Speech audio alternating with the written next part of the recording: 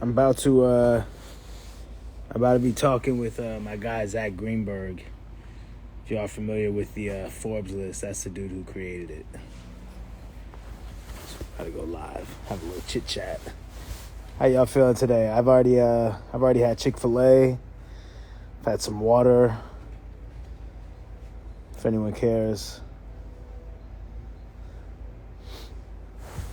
Let me see. This is in text me right. Join. Let's see. Boom.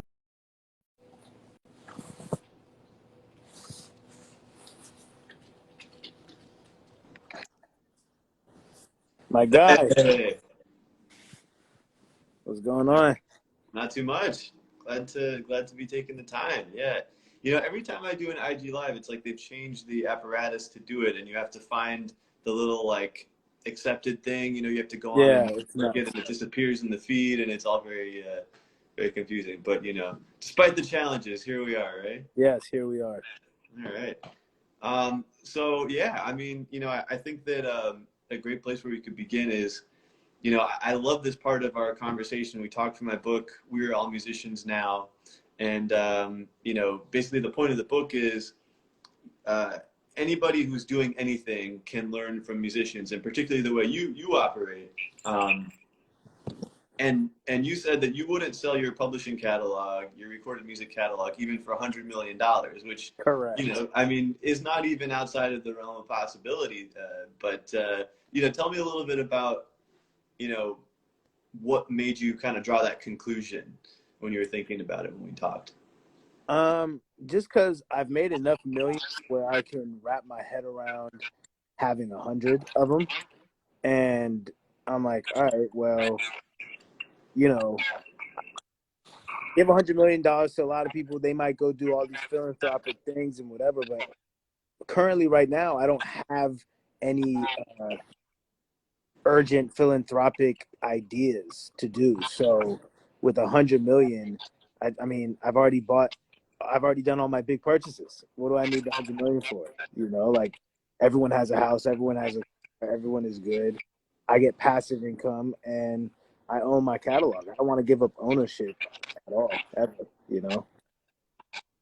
Yeah. And, you talked about multiples. I mean, maybe this is a little bit in the weeds, but, I think it's so important for people to understand, like, there are these huge deals going down. Bruce Springsteen, sells his catalog for 550 million bucks. Paul Mm-hmm. Simon sold it for a quarter billion. But the way, like, these numbers aren't just coming out of the sky. There's a multiple, basically the amount of money, like if your catalog throws off 10 million bucks a year, these number crunchers say, all right, this kind of artist is worth 20 times that, 30 times that for their catalog. Take me through the thought process, when you're looking at your own catalog and, some of the numbers that kind of come to mind for you. Yeah, I mean, basically, they just if you make 5 million a year off your masters and 5 million a year off publishing, they multiply that by, let's just call it 12, roughly. And so they'll give you 60 for your masters and 60 for your publishing, so you'll get 120. And it's like, yeah, it's a lot of money, but at some point, the belief and the faith I have in myself, I'm gonna touch 120 million anyway. You know what I mean? And I'm gonna touch it ASAP. And I just don't want to go to sleep at night knowing that someone else owns my shit. I just think that that's the definition of selling your soul. So currently, I'm on the stance of not doing it, not selling my catalog. Yeah. Yeah, no, understandably. So okay, so we're talking about all these big numbers. Yes, it would be great for everybody out there to have a catalog that that would be generating millions of dollars in mailbox money that they could consider selling, that kind of thing. But let's get back into this idea of we're all musicians now, because I just think that anybody out there in any career can kind of learn from what you're doing. And you said this great thing about how basically in the age of the internet, we're all creators. Yeah. And it's just a different, whether it's music or something else, it's just a different medium. So, I mean, how does that sort of resonate with you? Somebody out there who's not necessarily a musician, how they could kind of apply the lessons that, that you've learned to their careers. I mean, a lot of the lessons that I feel like I've learned and implemented have to do with tools that are applicable to any craft. Persistence, um, manifestation, uh, consistency, things like that. I don't care what you're doing. Um, Being persistent and being consistent and positive and manifesting, all those things can be applied. And like me and you talked about, everyone at this point on the internet is a content creator. Everyone is. It's just people have different mediums, whether you're a comedian or a psychologist on TikTok giving, life coach advice, a chef, a fitness person, whatever it is. It's like there's so many avenues for content creators now. And it's like, in my opinion, um, just consistency is the cheat code. And when you look at an app like TikTok, and my fans know I talk about TikTok all the time, but when you look at an app like TikTok, it's the greatest discovery tool for content creators in recent memory. Instagram and Twitter, the algorithms aren't set up for you to discover anyone new. I can't remember the last time, an artist or a content creator in general blew up on Instagram. It's been a minute. It's for musicians, and I know people who aren't on the app TikTok, they think it's like 12-year-olds dancing and that. Y'all are outdated, man. Y'all are outdated. Y'all have an old mindset. There's everything on there. There's 50-year-old psychologists on there. There's fitness gurus. There's chefs. I be finding hella recipes. You know what I mean? So it's like you just have to be consistent. TikTok has really shown that consistency with your platform, with your content, can really garner like a little niche audience, and that's all you need. Everyone just has to have their own little niche and then super serve it. Yeah, 100%. And I think on my end, it's been especially interesting following your career as an independent act because I'm an independent journalist now. I left Forbes. I do all my work on Substack. You could all see it on zogblog.com. That's how to get the stories. And, so I put out my top earning musicians list independently. I put the top 15 out independently. And I think that, yeah, I mean, it's kind of like at some point, if you become established in what you're doing, you sort of like, you don't need the label equivalent. Yeah. And you dabbled with that. You went to Columbia for a few years. Tell me a little bit about the process to leave. I mean, it kind of coincides with the Great Resignation, in the broader American experience, right? Everybody's losing their day jobs. You left your label. What was kind of going through your head when you decided to do that? The juice just wasn't worth the squeeze anymore, and I liked my experience with Columbia. There was no creative control restrictions or anything like that, but you kind of start getting a better grasp on your career, and I was like, all right, I'm not really like a prolific radio artist anyway. I have more songs with plaques than songs that have been to radio, you know what I mean? So I was like, all right, that's all I really wanted to sign for in the first place back in 2016. And once I realized that I could kind of do all these things on my own, it was like, all right, well, this partnership just doesn't make sense anymore because y'all are getting too big of a cut for something that I can do myself, So, yeah, it just didn't make sense anymore. So we had to go our separate ways. And, even things like what I just did, today with dropping a remix to a song that I first saw as a duet on TikTok 2 days ago, and I turn it around and upload it in 2 days. You can't do that on a label. You can't do that on a label. Even when it's like, artists have negative receptions on their music and your fans are thinking this shit was ass and da-da-da-da, and you're like, fuck y'all, I'm about to drop something right now. No, you can't. You better go ask your label. You're going to have to go sit still.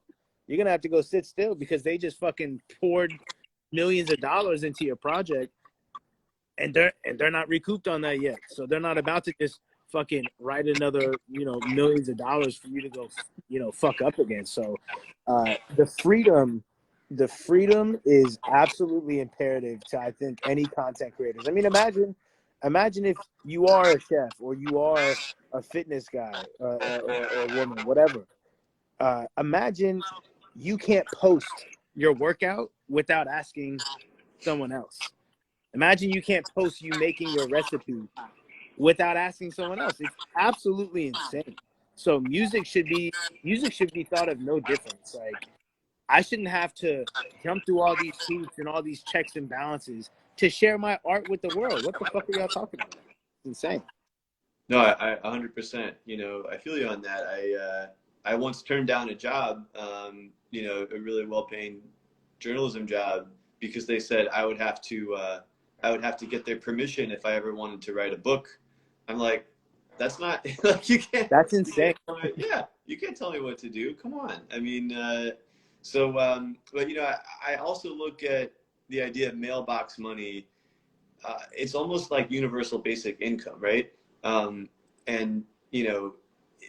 it's something that you could count on, that will come in, that will enable you to pay your bills and live the lifestyle you want, and you don't have to sort of sweat the small stuff. Your needs are taken care of, and Yeah. it enables you to go out and sort of take some artistic risks. So how do you how do you sort of apply that? Like, how can the average person kind of go out there and create that stream of mailbox money, that'll kind of let them, take the risk? I mean, I guess maybe the better question is, when do you quit your day job if you don't have that sort of stream of something, right? Like, how do you sort of set it up so that you can have that security? Yeah. I mean, it's tough. It's tough because, like you said, how do you quit your day job if you're not making money off your quote unquote real passion? Yeah. Everyone's situation is different. You got to make sure the three basic necessities are secured, food, water, shelter, and like I said, everyone's situation is different. So you got to make sure that those things are covered. And, maybe you're working your 9 to 5 and you're putting money aside if you're able to. If not, the side hustling that you're doing, you're saving up money for that. So you can give this a real shot for 6 months and step away. But it's consistency, man. And like I said, that's why I love TikTok, because you can have a 9 to 5, but you can get on there at the end of the day. And if you like fucking drawing, if you like painting, if you like cooking, you could post your recipes every night, and some shit could take off. So at the end of the day, man, it's consistency, and it's also how bad you want it. It's a lot of people want the results. They don't want to do the climb. They don't want the climb at all. They want the summit. They want the results. And you have to find a mountain that you want to climb. A lot of people don't want to climb. They just, I want to be rich. You don't want to be rich that bad. You know what I mean? Like, how bad do you really want to be rich? How bad do you want to, be the biggest artist in the world? How bad do you want the 6-pack? There was a long time where I was like, yeah, I'm gonna get my body right, but I was not committed to that climb, to the grind of it. I wanted a 6-pack if I could press a button and get a 6-pack, but it wasn't until recently, like 10, 11 days ago, where I was like, nah, you know what? I'm actually gonna get my body right. And now I'm obsessed with the climb. I'm in love with the climb of it, of tracking my macros, being in the gym. And that's what it comes down to. I think a lot of people just have to first ask themselves how bad they actually want it. Are you willing to do the grind? Because it is going to be a climb, and you're not just going to wake up at the top of the mountain. Or you got to find a mountain you actually.